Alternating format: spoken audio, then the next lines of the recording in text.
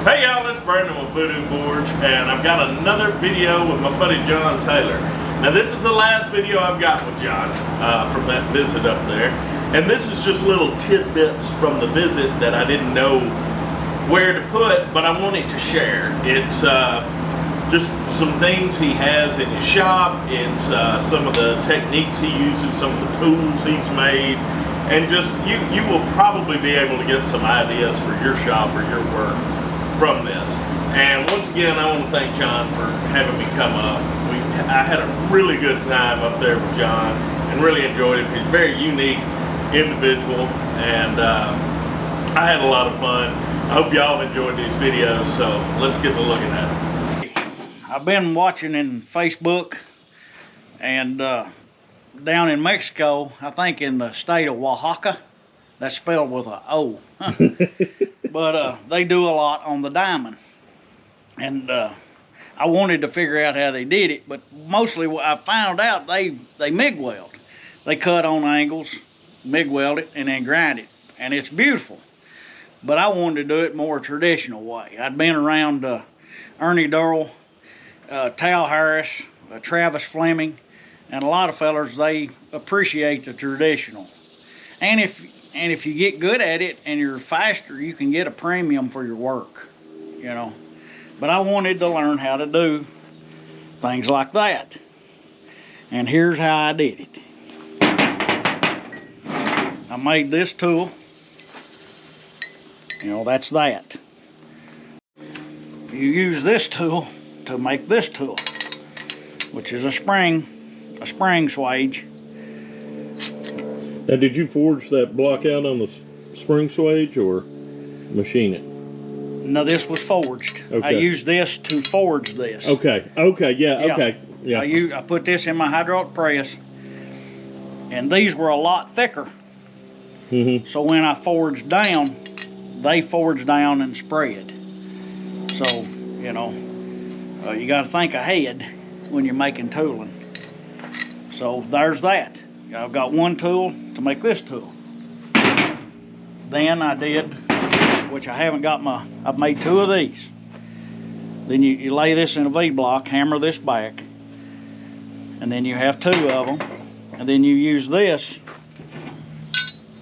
you know, you got your bottom piece and you got a top piece that matches. And then you get it to welding temperature. Well, I tack weld to the ends with a MIG welder. It's like a confession. Yeah, you know, God forbid you use a MIG welder. But then you get them up to welding temperature, stick them in there, hammer down. You know, stick it in a power hammer and hammer down. And then you turn it, bring it just barely. Don't come in here and hammer your sharps. Yeah. And or you could flip this over and hammer it this way. Okay. You know, but you got to watch. I learned this last night. Your flux will build up in here, especially the Iron Mountain with the metal filings. It makes your piece grow, and the metal filings will stick to this. So every time you swage something, you got to go back with a square file, clean everything out for your next weld. So, but I wanted to elaborate that even further, and I went to a friend's house the other day, and I was looking at him and his wife was showing me her flowers, and there's a flower called a trillium. Yeah. You'd overlook it in the woods, but it's got a beautiful leaves. And then I got to thinking, Ernie Durrell put me on the medieval Gothic ironwork, and it has trifoils, like in Notre Dame and the pretty windows. Yeah. They got quatrefoils, trifoils, and a lot of people, there's a lot of semblance in that stuff too. But I wanted to make a trifoil. You know, it's incredible. So, but first, you do the hard part first on your projects. And to me, the hard part was you had to do the square corner first. You do a forward square corner. Then you forge the ends down. You have to do some measurement, which my measurement didn't turn out to my drawing, but I learned. Then you forge that down. And then you roll it, you get your bends, and then once you got 3 of these made that they need to match perfectly, or your center points won't line up. Mine don't, but I learned. I got in a hurry. Then you forge weld your tips, and there's a trifold. And the semblance of this, I was told, is the Father, Son, Holy Ghost. Okay, yeah, that makes sense. You know, and you see some that are 2, it might be round here, and that would be the baby Jesus in swaddling clothes. Huh. Yeah. Yeah. So this corner is here. Yes. And then he forges the ends of that like that. And these pieces are the pieces that he then puts in this spring tool. Hold it like this and forge weld that down. And forges that in there. Actually, it's upside down. Yeah. Like that.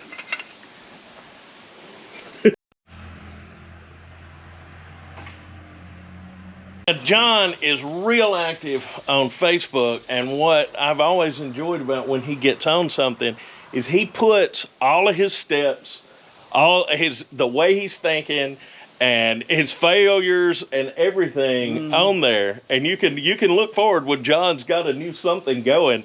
You know, I look forward, I'm like, well, you know, I get done with this, I'm going to check Facebook, because John posted he was going to his shop.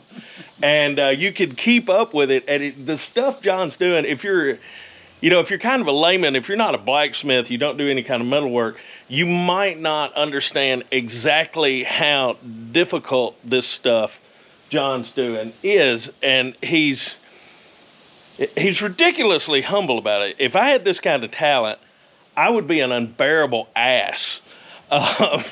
And he's not. So make sure that you look for John on Facebook. And John was asking me a little bit what I thought about him doing some videos for YouTube and TikTok. And definitely comment if you would like to see John do some videos of his work. If I needed to go to the work and buy the equipment and go through all that effort, because you go through a lot of effort.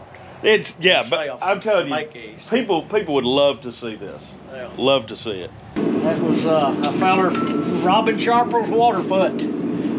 He sells them on Facebook. And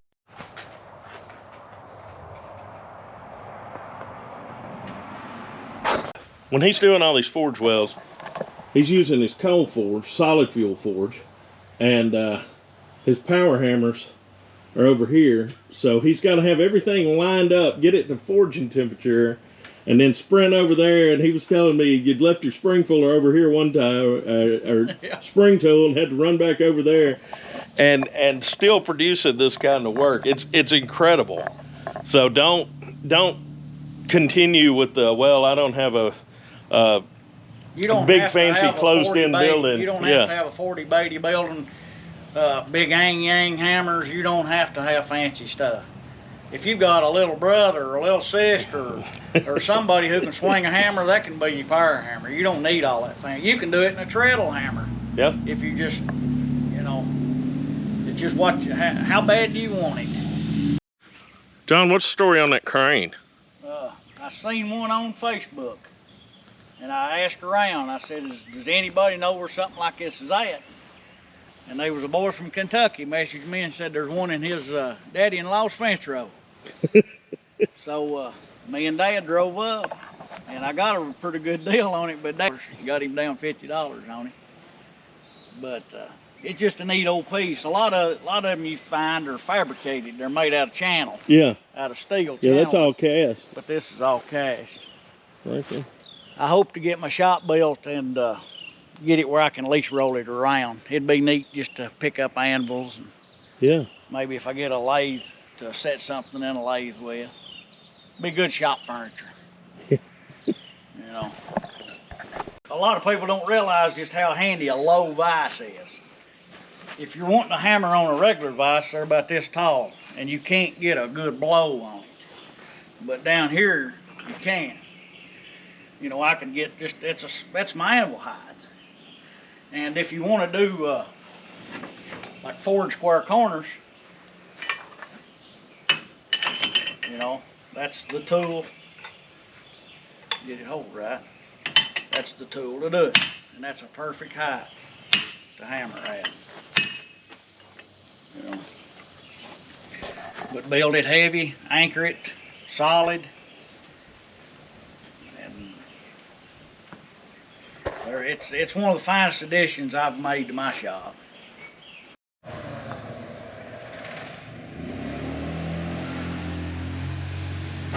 Just kind of show that angle. This joint, you can slide these bars, put different size handles. You can put your tongs in here. But the steps, my way of doing it is you slot punch, you upset, you drift to, I believe that's 5/8 round. You upset that round down to an oval, and then you do your final drift. You know, and this would be, I think, it's a 7/8 slot punch to start. You know, and as you do stuff, make up pieces like this so you can show the next person how, you know, the steps you went through. And I've not got it down to 5 heats, it's more 6, 7 heats. But that's a very pretty joint, I think. Yeah, it is. You know, it's real unique. These are 60 some odd pound tire hammers. John built him 2 power hammers because when he gets his big shop built, he wants to have one on either end of several forges.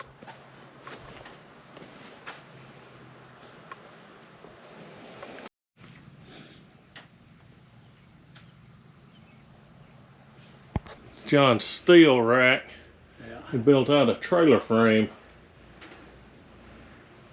And I ripped a 3-inch channel at an angle so you could flip the other angle over and use it on the other end. Yeah. Yeah. What were you gonna say? Oh, about sharing. People say, well, John, you show all your steps. You're giving all your information away. The way I understand it, if you get around a blacksmith and he will not share something with you, he's scared of you. He's afraid you're going to know more than him. I don't care who knows. I know there's hundreds of people knows more than me, but I can learn from them. You know, they share with me. I've had 2 people that didn't want to help me with the project, and I figured it out myself. I'm proud of that. You know, but there's other people I picked their brains. I've looked at their pictures on Facebook, and they allowed me to do that. And just share. We're all in this together. What you don't know, somebody else knows, but they may know something you don't. So, you know, share.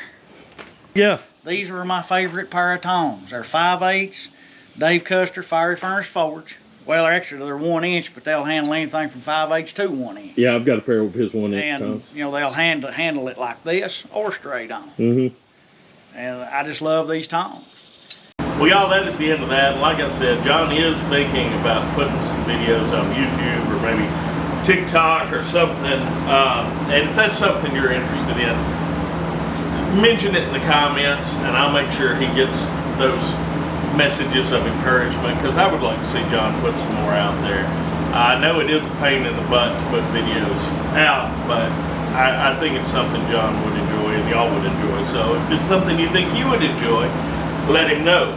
And I'm going to say something else. I know I've had experience from this channel with people not understanding exactly what I'm saying here and there because of my charming local dialect. And I know that's going to be the case with some of y'all with John. John can be a little self-conscious about his accent, but I love it. It sounds like home to me. So, just wanted to say that. But if y'all have any questions, comments, please leave them in the comment section. And y'all behave yourselves.